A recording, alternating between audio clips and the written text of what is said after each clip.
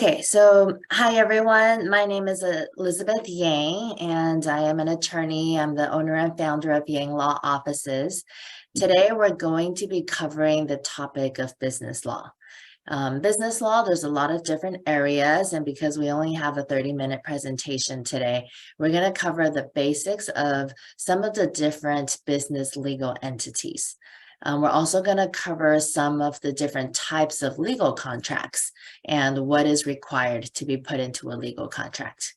We'll reserve the last half an hour for Q&A if anyone has any questions, but we'll dive right into the different types of business structures. So there's multiple different types of business structures. The ones that we're going to cover today are the basics, which is a sole proprietorship, S corps, C corps, LLCs, LLPs. We'll talk about the differences between each of these, specifically between corporations and limited liability companies.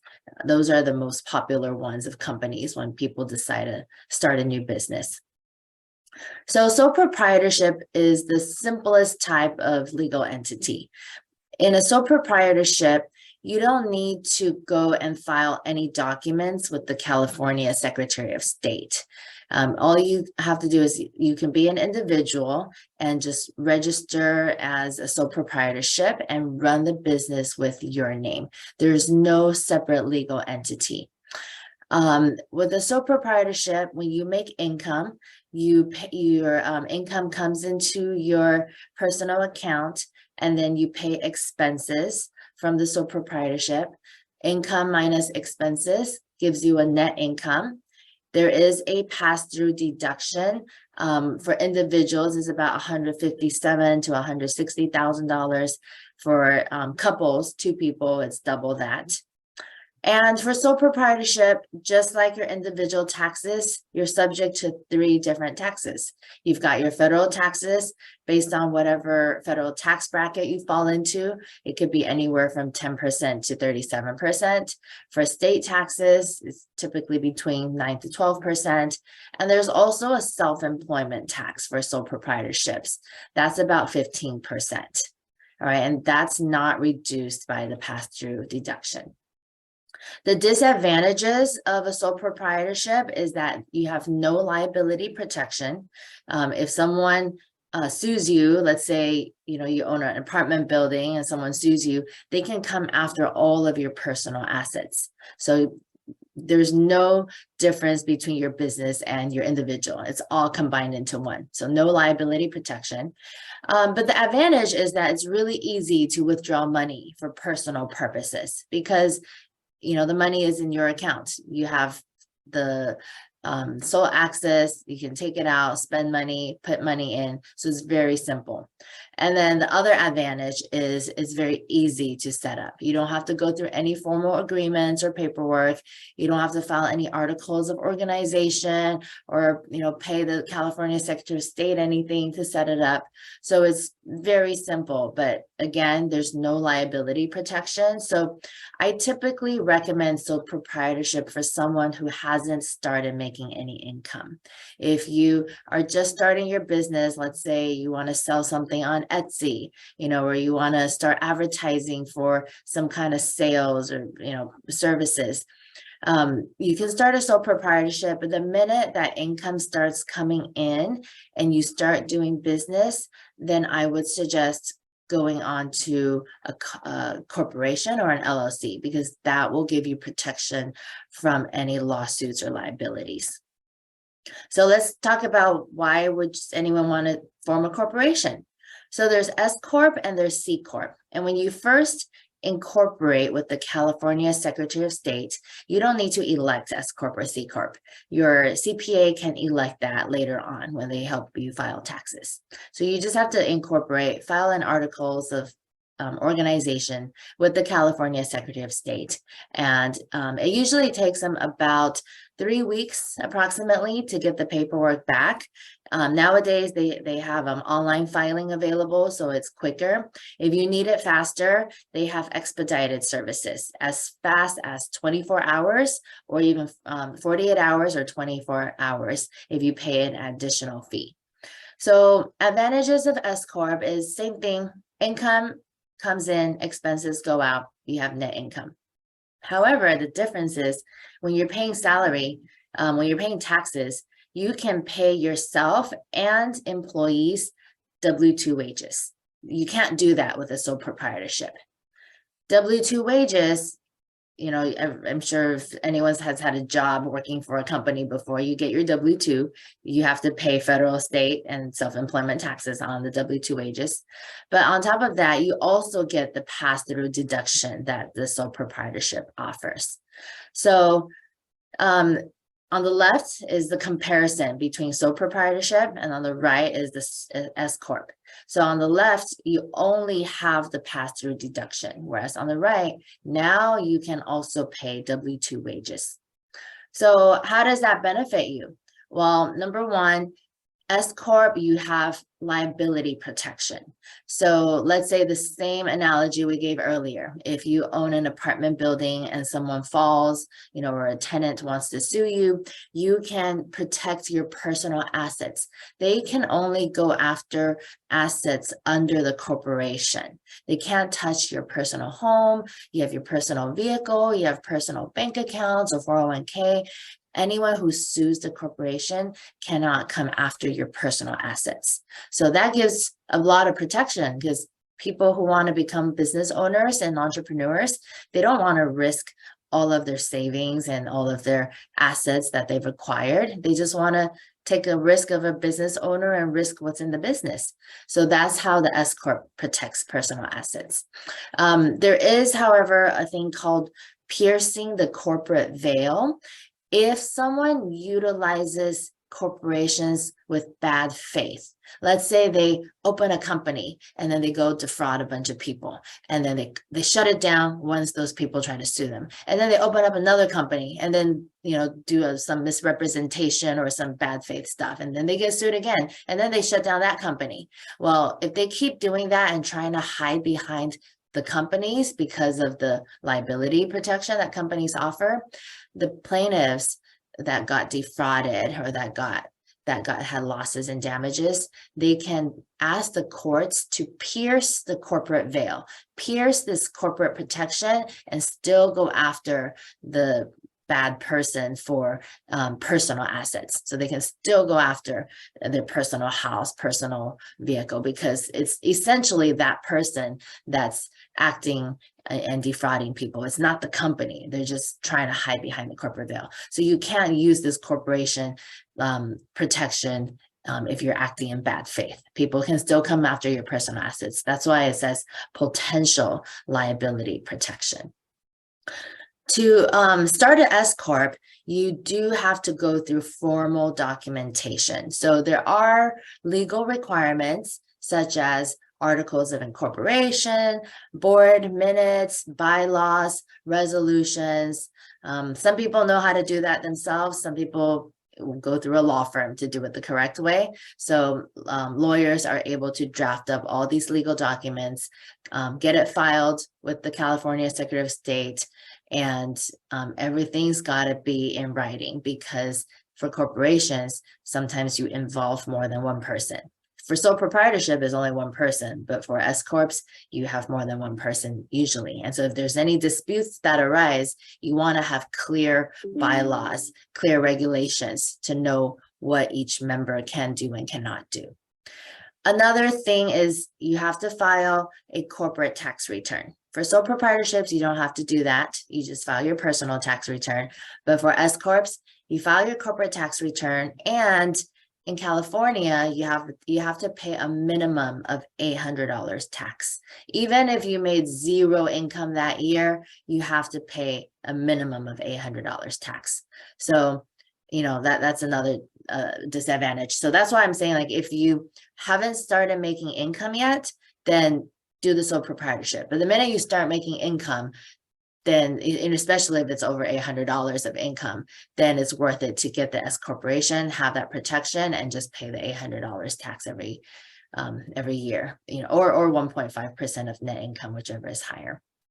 So another requirement is every regularly you have to file what's called a statement of information. Sometimes you file it 1 year, sometimes you file it every 2 years, depending on what kind of structure you are. That is what, that's how you update the public and the California Secretary of State as to who are the members, what is your address, where's your physical location, who is your service of process agent if someone wants to sue you. That has to be updated regularly, and every time you file, that's another $25 filing fee. And then there's also additional costs. If you have W-2 wages, either for yourself or for your employees, you got to pay for payroll costs. So lots of additional costs when a corporation is involved, but it does give you protection. There are more restrictive distributions to the owner, and there's also a less than 100 domestic individual shareholders requirement for S Corps.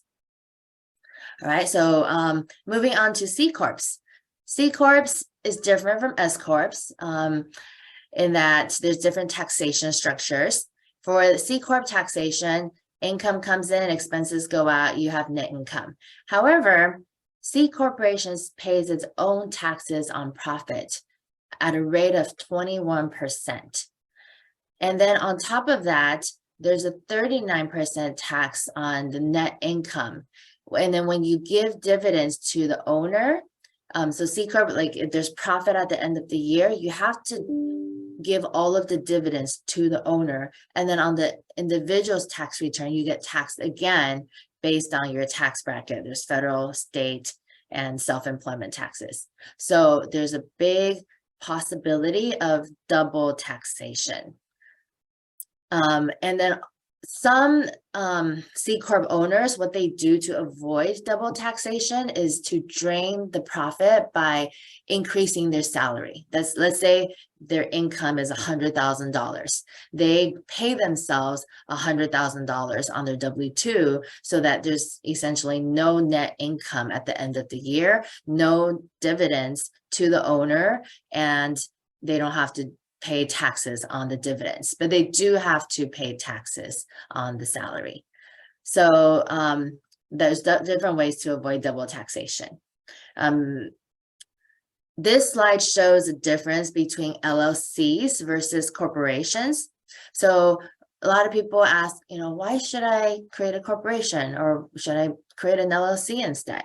So this chart gives you a very clear side-by-side comparison. And by the way, you feel free to, take screenshots of the slides. If you want a copy of my slides at the end for informational purposes, I'm happy to email you a copy as well, so that you guys can continue reviewing the differences and learning. So LLC, you have a more simple management structure, you have less paperwork, and you don't have to have any meeting requirements. There's no double taxation on salaries, and you can distribute ownership freely. So it's more simple than a corporation, which requires formal management structure, ability to raise capital by issuing stock, tax deductible fringe benefits, ownership represented by stock. But there's some limits to LLCs. One of the limits, for example, is if you have a professional company, you cannot have an LLC. So law firms, CPAs, doctors, anything that has a professional license, you cannot use an LLC. You have to be a corporation, whether S Corp or C Corp, professional corporation, lots of different corporations, but or law firm, for example, we cannot be an LLC. A lot of LLCs, what they're used for is to own real estate. If you own a property, whether it's to rent it out for investment purposes, to be a landlord, you can own real estate under an LLC. And an LLC is really good to give you corporate protection so that if any of your tenants, anyone that's in the property gets injured or has a lawsuit against you, the LLC will protect you personally. Here are the different features for an LLC and how to create it. So the features, it's a separate entity, there's limited liability, easy for taxes, very simple and flexible. The advantages is pass-through income taxation, fewer regulations, less paperwork, and even one person can start an LLC. You don't need to have a partner. If you own the building yourself or the property yourself, you can have an LLC and be 100% owner. How do you create an LLC? You got to choose a legal business name. And this goes the same for corporations too. When you open a company, you choose a legal name. Don't confuse that with trademarks though. A lot of people think that if you go and file a legal entity, you automatically own that name and no one can use that name. That's not true. You have to file a trademark in order to protect the name. Filing the business name through the Secretary of State, or even going to, let's say, GoDaddy.com and buying the domain name, that doesn't give you protection of the name. If someone else owns the trademark, you own the legal name, you might have the domain, but you can't do business under that name if you don't own the trademark. So trademarks is what gives you protection. Like, let's say you can go and create a legal business name called Amazon 12345 ABC. You add some letters or numbers next to it. The first word is Amazon. You can't do business as Amazon if you're selling products and services, because Amazon's going to sue you for trademark infringement. So you can have that as your legal business name, but you're going to have to do business as another name. The legal business name just shows up on your tax returns, your legal documents, your bank statements, but you can't do business as that name. So we also do intellectual property. So I have a whole other presentation on trademarks, copyrights, patents, but we can save that for another day. But just keep in mind that when you choose a legal business name for your entity, that's not necessarily you're doing business as. You also need to file articles of organization, pay the fees, create an operating agreement. Some states require publication of a notice, and then also obtaining license and permits. If you're going to open a brick and mortar shop in a particular city, you got to go and apply for the business license in that city. If you're providing some specific type of service, let's say you're providing contractor services, you got to go and get your contractor's license. All right, so the limitations is that it doesn't really attract investors. Corporations are where you want to, if you have investors, you want to do corporations, not LLCs. And then sometimes there's confusion as to responsibilities, and then states also sometimes require self-employment tax. All right, so these are the different types of corporate entities, lots of different types. If you're not sure which type you want to do, it's best to consult with an attorney. So you can let the attorney know what type of business you want to start, what the roles and responsibilities are, how big you're planning on growing, how many investors or shareholders, and then the attorneys can guide you as to what type of business is best.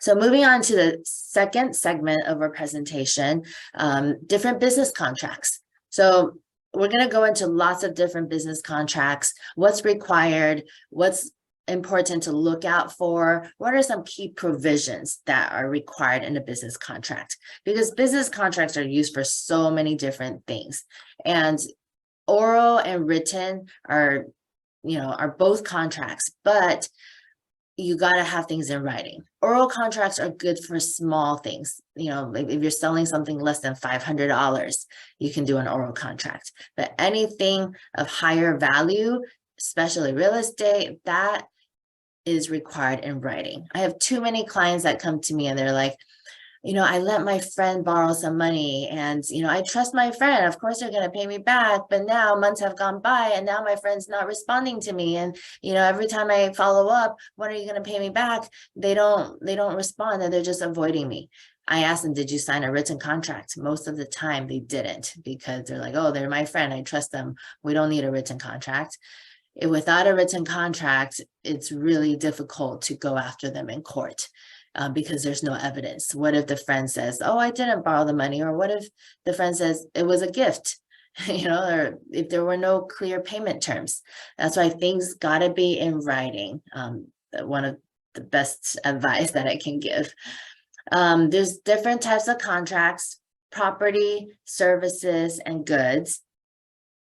And everything can be negotiated, whether you're selling a business, whether you're licensing intellectual property, whether you're forming a partnership, whether you're giving someone money or borrowing money from someone, a loan, whether you're hiring an employee, employment contracts are super important, or sale of or purchase of goods and services. Everything can be put into writing, negotiated, and the clearer the terms, the more you think of when the contract is drafted, the less issues that you will have in the future.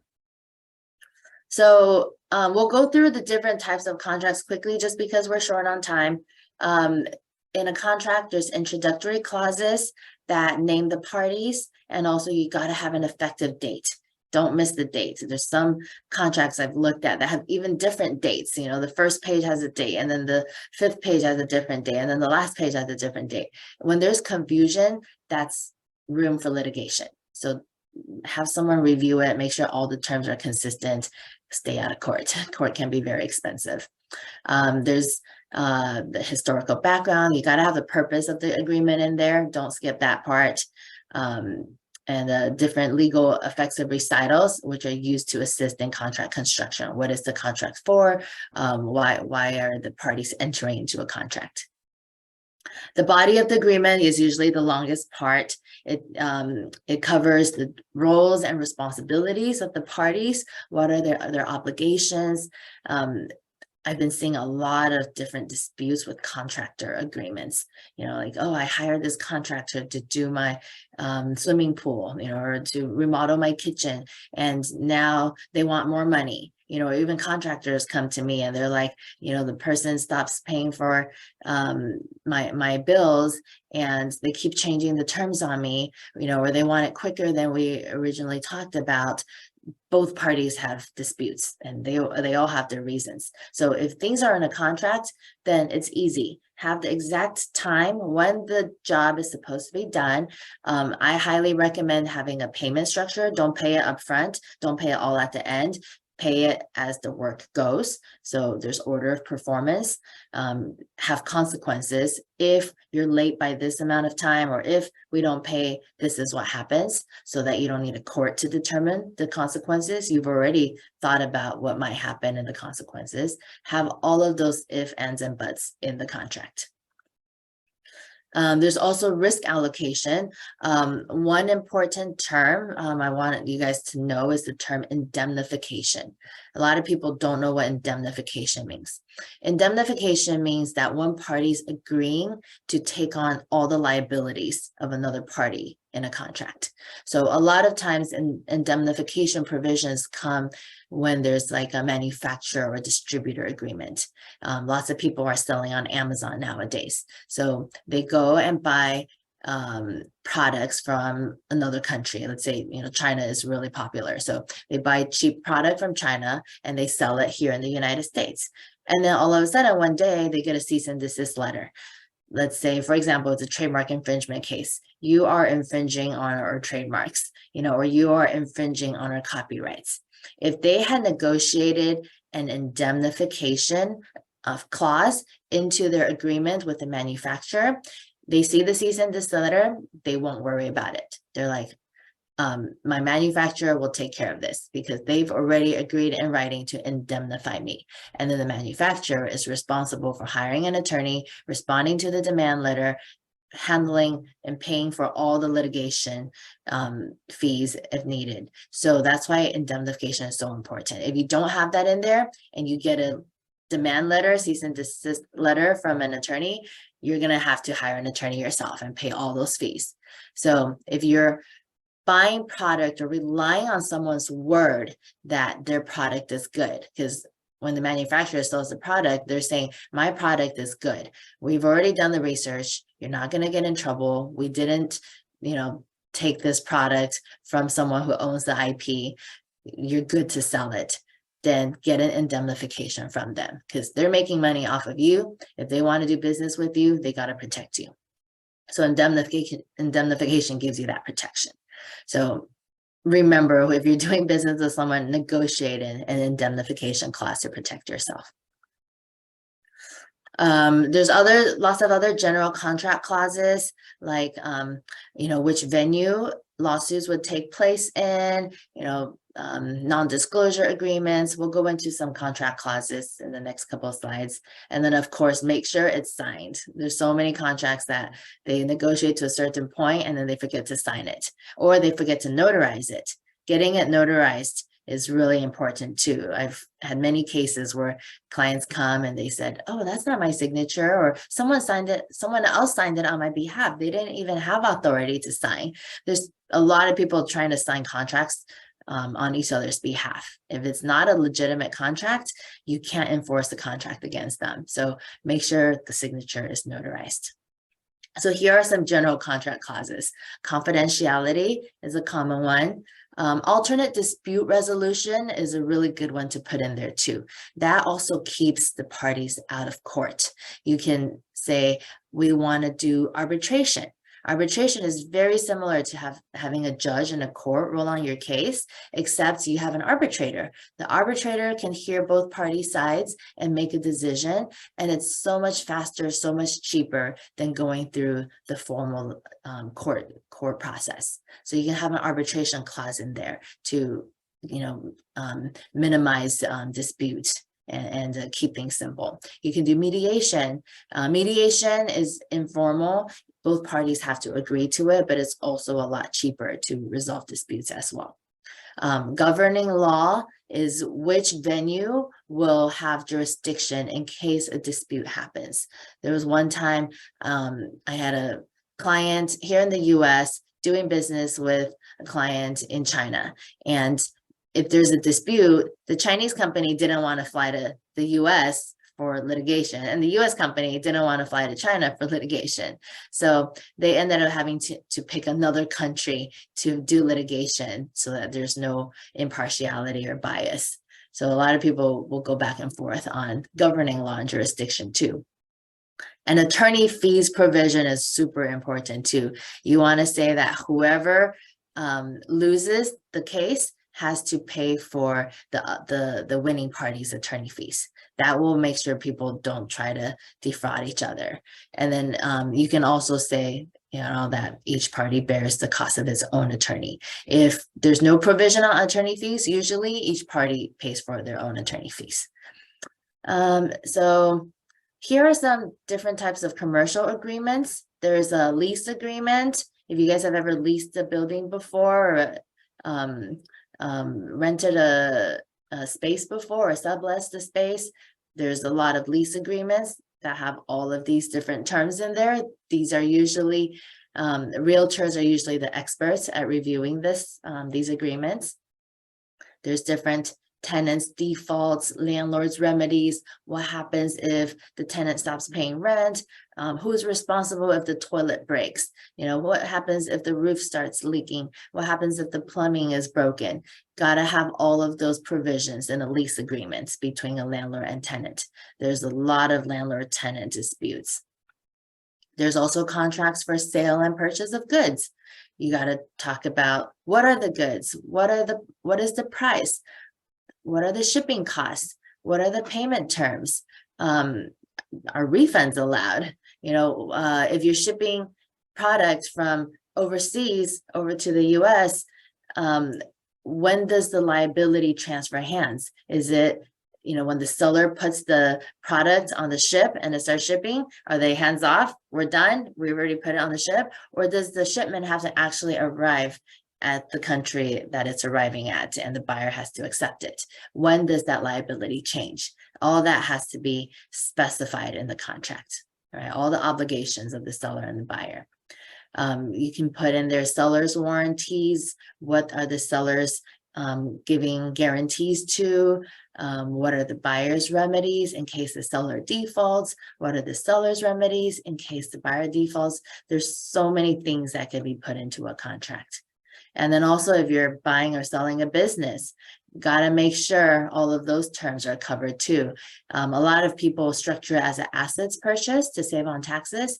In that case, you got to list out everything they're entitled to: computers, desks. Are they taking over the employees? Are they taking over the lease of the space? What is covered? What are all of the things that are being purchased? These are the checklists. I created a checklist for a purchase agreement. If the business building is included, what is the goodwill? Are they buying the trademark? Are they buying the intellectual property? What are the payment terms? Are they going to use an escrow office? Or are they going to make payments over the course of many years? What is the interest rate? All of those things. It gets very complicated. That's why there's a lot of contracts with hundreds of pages in there. Closing conditions, pre-closing covenants, representations and warranties, again, indemnification. So these are all the terms for buying and selling a business.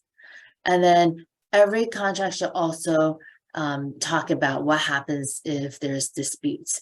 If there's disputes and the parties either go through arbitration or litigation and get to a settlement agreements need to be detailed as well. You got to talk about what happened. What caused the dispute to arise? What are the contentions of the parties, and what is the resolution, so that it doesn't reopen another case after the settlement has already been arrived at.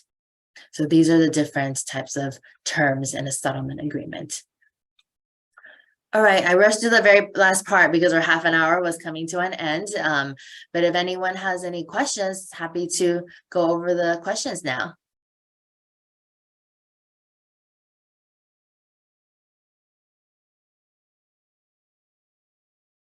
So one thing I wanted to ask is like for LLC, is there like that $800 fee, or there is not? There is. For any There kind of company other than sole proprietorship, there is an $800 fee. So why did you say then, like if there is no income, like open an LLC? So like, is it just for the paperwork reasons? Oh, no. If there's no income, open a sole proprietorship, not an LLC. If you haven't done any business Oh, yet, do a sole proprietorship. okay, got it. I have a few more questions also, like if anyone had any question, like feel free to interrupt me. So the other thing is like if you have like multiple properties, like is it better like to open like a different LLC for each of them, or like have one covering all of them? What's like your suggestion? My personal suggestion is to open separate LLCs for each building. That way, if you get sued for one building, they're not going to be able to touch your other buildings. It's all separated. Yeah, but if you're buying properties for personal use, not investments, it doesn't involve tenants or other people, and the chances of a lawsuit are very low, then you can put it all under one LLC. Okay. Oh, even like for personal use, you recommend like putting it under an LLC too? Yeah. So what's the benefit of that? Like, Well, you keep it separate from your personal taxes. And actually, in addition to LLC, I would suggest putting it into a trust. I have a whole different presentation on estate planning. So trust, there's revocable trust and irrevocable trust. You can put it into an LLC and then put it into a trust. So the trust will give you a lot of benefits too, because if you pass away, the LLC might go into probate, the property might go into probate. But if you have a trust, the trust will designate the trustee and then your beneficiaries, so they can take over the property immediately and not have to go through the probate process, which can be very expensive. one more thing is like if you are, for example, like starting like a startup, like with let's say 3 friends. So at the beginning, like there are costs, like there are like various things, and then we have like a verbal agreement on like how much shares like each of us would have and so on. But like for that kind of thing, like how much each of us like own the company, or like how we are going like to compensate for costs and stuff. Is that like do you recommend like writing those things down also like from the beginning? Absolutely. Yeah. Oral agreement is not enforceable. So having a partnership agreement is very important. Putting down exactly how much shares each of the partners own and what are their roles and responsibilities. What happens if they want out of a business? Having a buyout provision in there. What happens if they die? Do their family and beneficiaries take over? Or does the other partners get to buy the shares back? There's a lot of things to consider. So you just got to talk about all these issues and think of everything that could possibly happen and put it into writing. Mhm. Yeah, Oh, it's important to do it right from the beginning, because a lot of times people procrastinate the contract part. They're like, oh, let's just start the business first, and let's see how well it does. In the beginning, when there's no money involved, it's easy to negotiate. The minute money comes in and the business starts making money, it's much harder to negotiate. And at that point, people even procrastinate the contract more. So get it done right from the beginning. for starting like that process, like for example, let's say we are a few months like into the project and like right now we want to like do it, like what are the steps? Like should we write down our contract first and then give it to you, or like do you write the contract like from the beginning, like you have templates and stuff? And how much it's going like to cost roughly, like ballpark? Yeah. So if I usually suggest having a custom partnership agreement, because there's no two partnerships that are identical. If you go online and you get a template, there's a lot of free templates on Google, but to have to go in and edit a template and then add the provisions, it's actually easier just to draft it from scratch. For a contract, usually it's about 1,500 to 2,500 approximately. Mhm. And I wanted to also ask like because like I mean like our group is like more than 150 people, so like people would see this video. So like in terms of like the businesses that you see like they're successful, like for people who want to start their own business, is there like any categories of like basically like any categories of like startups or something that you see like they're more successful and you can recommend like those categories to people versus like the other ones that are failing and like they're not successful? You mean like a specific type of legal entity? Oh, not the legal entity. For example, like you see, for example, like people who are like in software, they're like they're opening like their software company, like they're doing better than people who are like doing their contract or like construction like company, something like that. Like if people are thinking what business they should start. Oh, like what types of businesses are more successful than others? Yeah. I think it really depends on timing and what's going on in the market. There's lots of people that are successful with one type of business, and the same type of business, someone else tries it and it's not successful. Like just like restaurants. Some people are successful with restaurants, some are not. I think the better advice is, what are some of the best practices? It actually doesn't matter what type of industry you're in, it's the practices that matter. Getting the corporation incorporated properly in the beginning, having the right structure, having the clear terms between the partners, clear agreements, having the proper foundation, it will make for a successful future. And then also, as the business continues to scale, being able to lean on and trust the people that you're working with. It's hard for one person to make a business successful and scale it long term. It's always a team of people. So being able to have a system in place and not just have a company depend on one person. Mhm. Do you like register like businesses? And if yes, so why should people like consider like an attorney versus like these websites like Rocket Lawyer or like basically like different online things that they open a business?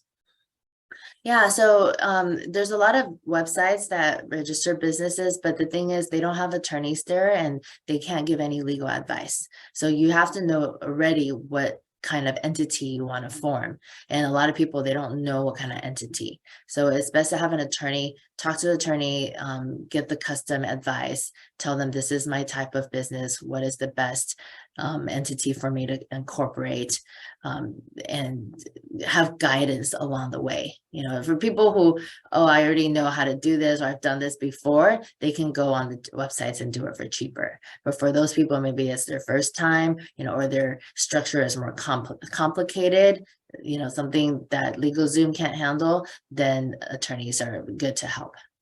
Mhm. And in case of like basically like an attorney like you, for example, like registering the business, is there like is that like a flat fee, or it's like a hourly fee for like the services that you provide for So every registering? attorney charges a different price. We charge a flat fee, $1,000 to do a search, make sure the name is available. And then because we do intellectual property too, we're able to give advice, not just on the business entity, but also like, hey, you know, have you thought about filing a trademark for your name? You know, a lot of things that business owners might not think about will bring to their attention, and LegalZoom and other websites, they're not going to think of these things and suggest it. So we'll do a search, help them you know, find a name that is available, file the documents, walk them through how to get a federal EIN number, you know, what banks are good, what CPAs are good. You know, we give referrals because we've worked with a lot of different banks and CPAs and other professionals. So we can give them a lot of different connections and information that regular websites won't provide. Mhm. And like if someone like registers the business with you, like do you have like maintenance program to like basically like after registering, like advising like them like through the year, like for example for annual company meeting, or like for I mean like for those sort of things like related to the business, which like someone new is not familiar, can they get that service from you as well? Yeah, we have a membership program where if someone joins a membership, they can have unlimited contracts reviewed by our team, and then also unlimited phone calls for advice. So that's something that a lot of business owners find very helpful, because they can just pick up the phone and call us or send us a document for review and not have to be worried about being charged on an hourly basis. And may I ask like how much is that membership fee? It's 2,500 per quarter. So it's on a quarterly basis. Okay. Okay. And then what is like your say about like opening like a company in Delaware, or like basically like these places that have like minimal fee for registration versus like California? Yeah, so Delaware and Nevada are popular states to incorporate in because of the low tax rates as compared to California. But the problem is, if you register in any of those states, number one, you have to have an address there. And so, you know, if you get mail there, it's sometimes more complicated to forward the mail back here if you don't actually have an office or location out there. So some people will, you know, go through the hassle of trying to find an office out there, or finding a friend who lives out there and forwarding the mail back. Some people just deal with being in California. They're like, I'm in California, my office is here, I will just pay the higher $800 tax per year. Mhm.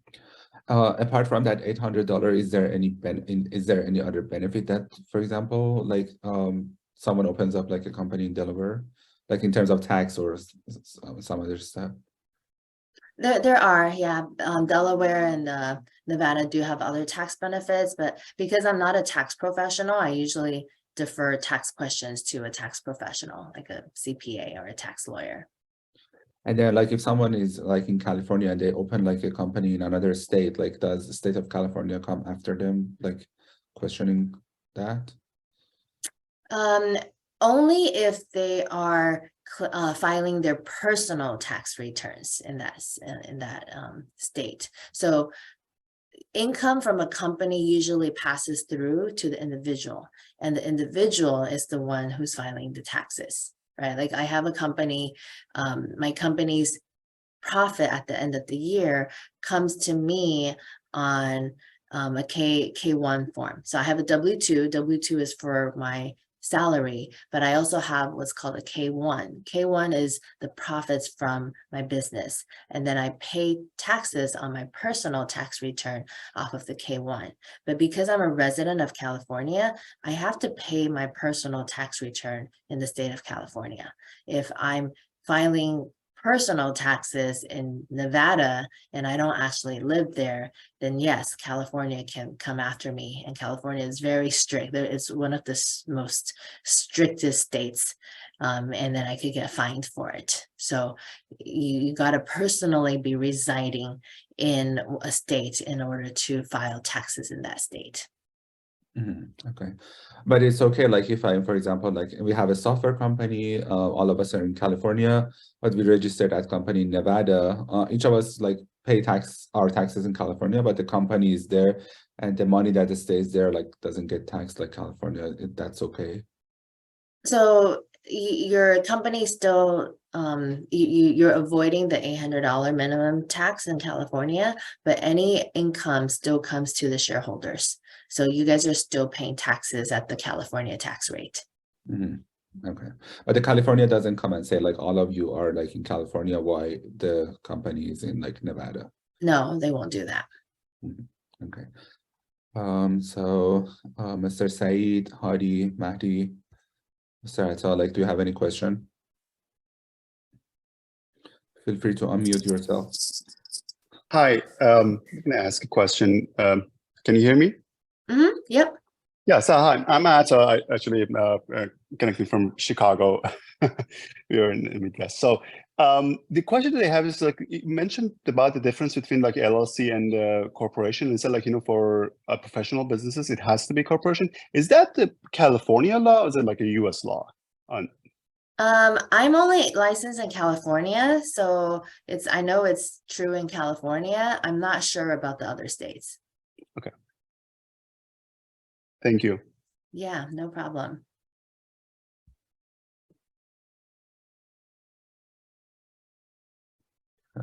Yeah, go ahead, please, Mr. Hadi.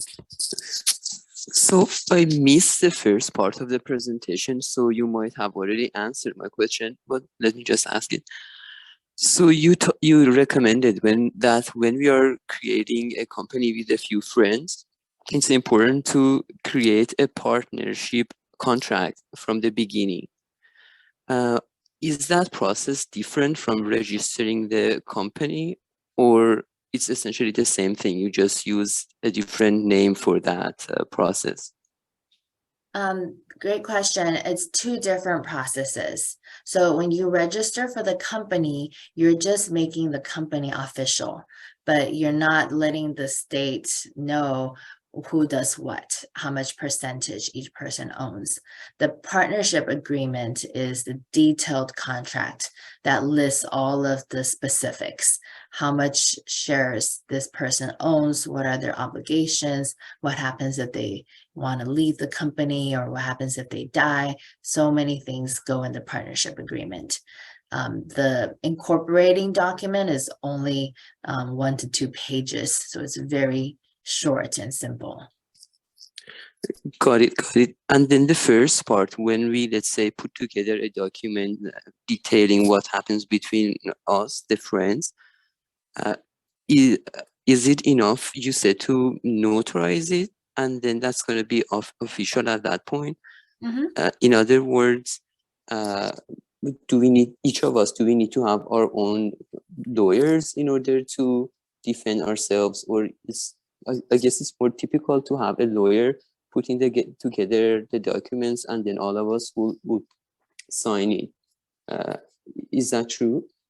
It's definitely a good idea for everyone to have their own lawyer to review it, and then the lawyer can have a discussion with that person and say, well, have you thought about this? What happens if this?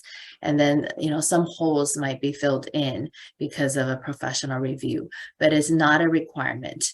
The notarization is also not a requirement, but it's a good idea to prevent future disputes if someone says, that's not my signature, someone else signed for me.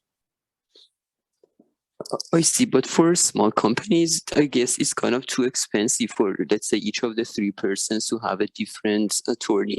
So I'm wondering what the typical practice or a common practice is for them.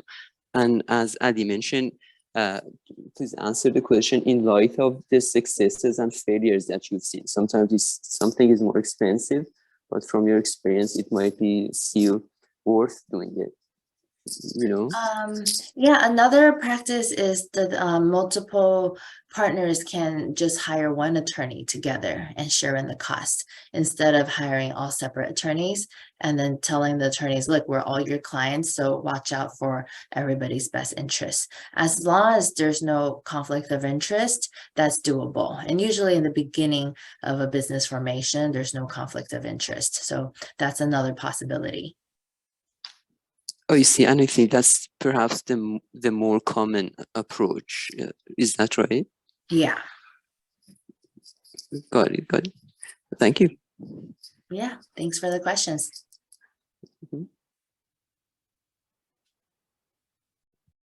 So for someone like who do you work also like with people who are working in like social media businesses like Instagram marketing, like YouTube, basically like businesses that are completely online? Do you like help like those businesses also like through like establishing like their business, especially when they're growing? I do, yeah. We have a lot of advertising companies, marketing companies, people who do social media. So as they get bigger and they take on more clients, they got to have a company too. Otherwise, there's also a possibility for lawsuit.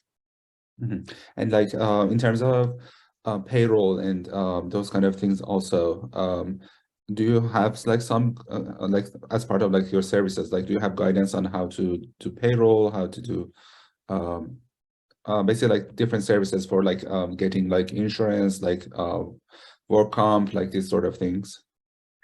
We don't do it in-house, but we have referrals. So for payroll, we can recommend several different services. The one we use for in our law firm is Gusto. We really like Gusto. A lot of other companies use it and they really like it too. It's really user-friendly, easy to use. For insurance, we do have a list of insurance professionals that we can offer as referrals. Same with CPAs. Mm-hmm. But in general, basically what my question is, like someone new like doesn't know like which insurances they need to get and stuff, like do you recommend them like these are like the like you have to get workers' comp or like you have to get like these things, like these are things? Yeah, we give them the general list, workers' comp, liability insurance, malpractice insurance, stuff like that. But the details we let the insurance professional handle, explaining the details to them. Okay, sounds good. Mr. Hardy, go ahead. So I wonder if someone wants to start a nonprofit organization, do you have any particular recommendations for them? Does anything changes significantly that they should be aware of? Yeah, nonprofit organizations definitely do it through an attorney because there's a lot more requirements. And also on a regular basis, you also have to give, you have to meet the requirements in order to maintain the nonprofit, and there's different types. There's 501c3, 501c6. And so most people don't know the difference and the distinctions between the different nonprofits and what's required. So a lot of times it's done improperly. And then sometimes they even lose their nonprofit status, or they get audited and the government decides that they shouldn't even be a nonprofit, and then they get fined or taxed on a bunch of money. So nonprofit is even more complicated than regular corporation. So that I highly suggest getting legal advice. Got it. Perfect. Thank you. What was like your background like prior to getting a business attorney? Like what was like your history like getting to here? Oh, my undergrad degree was actually electrical engineering and computer science.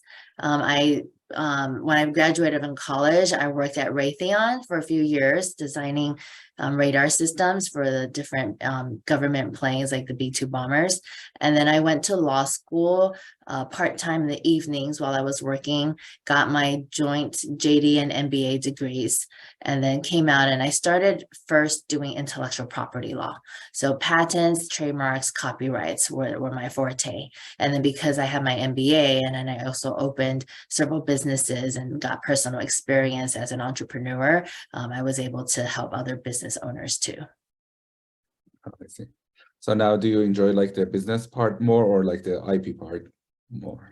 I actually enjoy both, and our firm has also expanded over the years into family law and estate planning too. So it's interesting because family law I got into because of my own divorce, and friends and referrals started referring a lot of divorce cases and restraining order cases, domestic violence cases to our firm. And the last 3 years during the pandemic, family law cases has risen way more than any other area in our firm.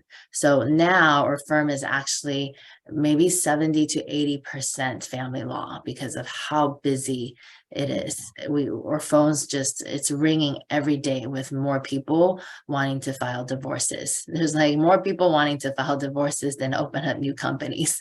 Oh my That's God. how high the divorce rate is. So it's interesting how, we expanded into different areas and some areas got more popular than others. Again, for the same purpose that, the reason I started like this group was like to help people like find the right attorney for whatever problem they're dealing with. So for that same reason, like for people who are watching this and like might have like family related issue. So what are like the areas or what are like the strengths of like your family law firm, like that people should come like specifically like to you, like you're good at like those things compared like to other?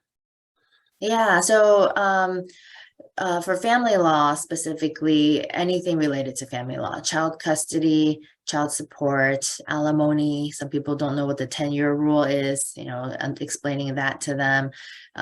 Also prenups and postnups for people that are wanting to get married. In addition to divorces, a lot of people also got married in the last few years.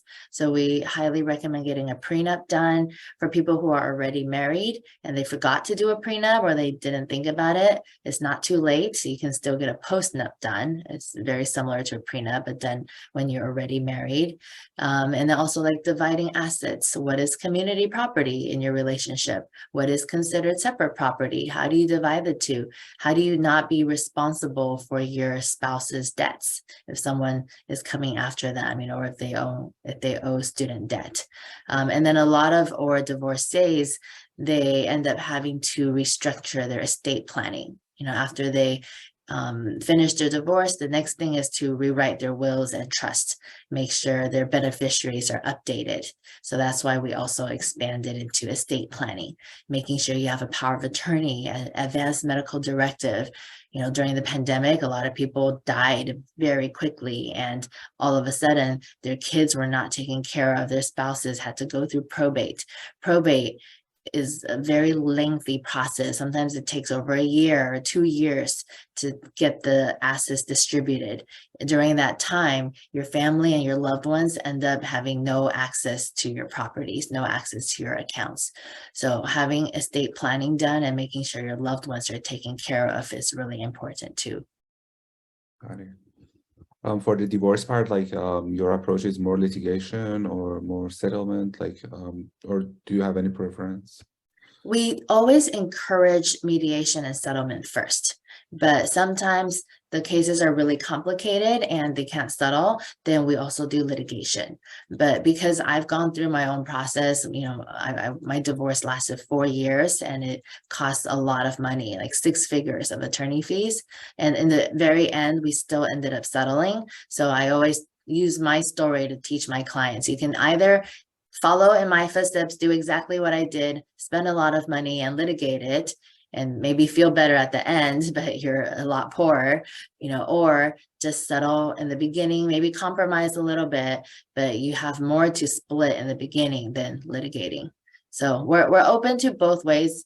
We give our clients both options and the clients get to choose, but we do encourage settling because it's cheaper and less stressful for them. Will you be the attorney for family law too, or there are like other attorneys like who participate in courts? Like, We have a team of about a dozen attorneys. So we're able to handle a lot more cases by having more manpower on our team, and everyone does something different. We have paralegals that help draft documents and motions, do the research. We have attorneys that go to court, different roles in our firm. We have a team of about 30 people. oh, wow, that's very successful. Yeah, you guys can look at our website. It's on the screen, yanglawoffices.com. You'll see a picture of our team. Mr. Saeed, Mahdi, like, do you have any question? Nothing from me now. Thanks so much. I missed the first part of the presentation, so I have to go through it and then listen to it again. And maybe later on, I don't know. There is no other opportunity to ask questions, but I hope maybe we can have you another time as well. Thanks. Great. And if anyone wants a copy of the presentation, if you missed the beginning, just send me an email at the email address on the screen, and I'd be happy to send you a copy of this presentation. All right, sounds good. Thanks for the time. Thank you. It's my Thank you pleasure. so much. Yeah, thanks for being here today. You're welcome. Bye, everyone. Nice. Bye.